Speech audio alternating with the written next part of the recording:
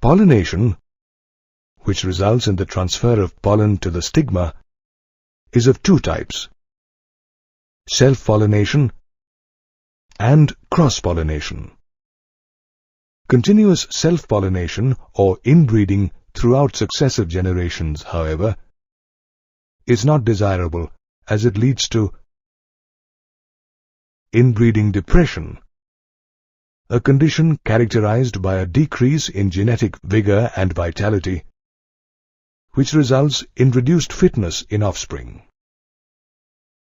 In fact, when genetically similar parents self-pollinate, the offspring are more likely to have genes in a homozygous condition. Moreover, the recessive harmful or undesired alleles, which otherwise would not have expressed themselves in heterozygous parents, get expressed in the homozygous offspring. Such offspring with undesired traits also face the risk of being eliminated during the process of natural selection. These undesirable traits include reduced pollen output, decreased quantity and quality of seed production, to name a few. To counter inbreeding depression, many flowering plants have developed several mechanisms called outbreeding devices that discourage self-pollination and promote cross-pollination. These devices include dichogamy, harcogamy, self-incompatibility, pollen prepotency, and unisexuality.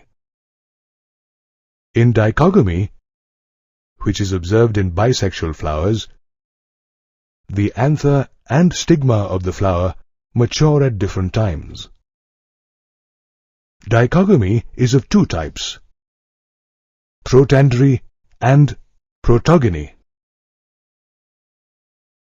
In protandry, which is observed in plants such as maize, pollen is released before the stigma becomes receptive. That is, androecium of the flower matures earlier than the gynoecium. Whereas, in protogony, which is observed in millet or bajra, the gynoecium matures prior to the androecium. That is, the stigma becomes receptive long before the pollen is released. In some plant species, such as hibiscus, the anther and stigma are placed at different heights, which disallows self-pollination by preventing the pollen from falling onto the stigma. This condition is called harcogamy. However, other plant species, such as passiflora, have developed a genetic mechanism called self-incompatibility or self-sterility. Adept at preventing both orthogamy and geitonogamy, self-incompatibility prevents self-pollen, that is, pollen from the same flower or different flowers born on the same plant, from germinating or developing a pollen tube, a move that prevents fertilization of the egg. Pollen prepotency is another mechanism that prevents self-pollination in certain plants such as Dolichos. This mechanism allows the pollen from another plant of the same species to germinate earlier than the pollen of the same flower. Did you know that the production of unisexual flowers is also a mechanism developed to thwart self-pollination?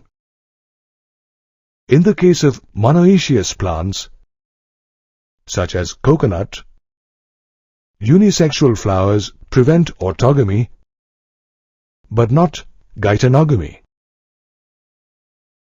However, in the case of dioecious plants, such as papaya, unisexual flowers prevent both orthogamy and geitonogamy. Interestingly, post-pollination, the pollen and pistil start interacting with each other by releasing a series of chemicals. This interaction allows the pistil to recognize whether the pollen is the right or wrong type. The right type of pollen implies that the pollen belongs to the same species as that of the stigma. The wrong type, on the other hand, means that the pollen is self-incompatible or belongs to other plant species. The pistil rejects the wrong type of pollen by preventing it from germinating or disallowing the growth of the pollen tube. Conversely, if the pollen is of the right type, the pistil accepts the pollen and initiates post-pollination events. Post-pollination events include the germination of the pollen and the formation of the pollen tube, which emerges through one of the germ pores. When the pollen tube starts growing through the stigma and moving towards the ovary, the generative cell, in the case of a two-celled pollen grain, divides mitotically to form the two male gametes. However, in a three-celled pollen grain, the pollen tube carries two male gametes from the point of germination. The pollen tube then grows through the style and advances towards the ovary, which contains the ovule. The pollen then makes its way through the micropyle, the entry point of the ovule, and pierces the filiform apparatus that guides its journey towards the synagid. All these events, from pollen deposition on the stigma until the pollen tube enters the ovule, are together referred to as pollen-pistil interaction. The study of pollen-pistil interaction has generated a lot of interest among breeders involved in artificial hybridization, a crop improvement program to produce commercially superior crops with desirable traits such as insect resistance. This is because the knowledge gained in this area has the potential to help breeders manipulate this interaction, including those of incompatible pollination, to get a desired hybrid plant. For instance, breeders know that for successful crossing, it is necessary to protect the stigma from unwanted pollen and expose it to the desired pollen. This is achieved through emasculation and bagging, two techniques developed for artificial hybridization.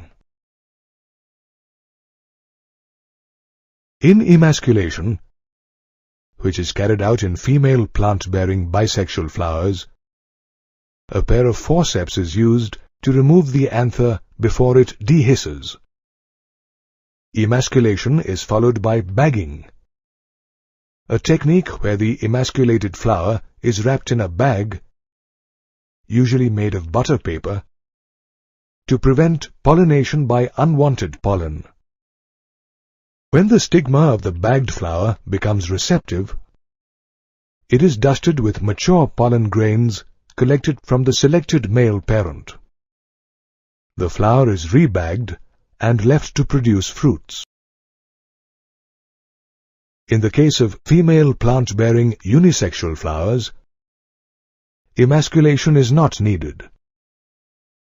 Instead, the female flower is bagged before it blooms.